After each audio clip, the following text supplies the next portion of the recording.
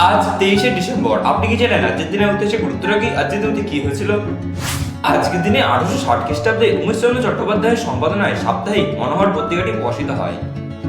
আজকের দিনে 1918 খ্রিস্টাব্দে বিশ্বভারতীর ভিত্তিপ্রস্তর স্থাপন করেন স্বয়ং রবীন্দ্রনাথ ঠাকুর। আজকের দিনে 1919 খ্রিস্টাব্দে দিল্লিতে প্রথম নিখিল ভারত খেলাফত সম্মেলন অনুষ্ঠিত হয়। আজকের দিনে 1921 খ্রিস্টাব্দে বিশ্বভারতী বিশ্ববিদ্যালয় আনুষ্ঠানিকভাবে স্থাপিত হয়। আজকের দিনে 1922 খ্রিস্টাব্দে রাজদ্রোহের অভিযোগে কবি কাজী নজরুল ইসলামকে বন্দী করা হয় এবং সরকার কর্তৃক তার বই নিষিদ্ধ করা হয়।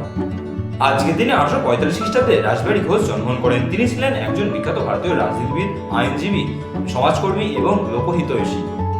আজকের দিনে 1902 খ্রিস্টাব্দে চৌধুরী চরণ সিং জন্মগ্রহণ করেন। তিনি ছিলেন ভারতের পঞ্চম প্রধানমন্ত্রী। আজকের দিনে 2004 খ্রিস্টাব্দে পিভি নরসিংহ রাও মারা যান। তিনি ছিলেন ভারতের নবম প্রধানমন্ত্রী।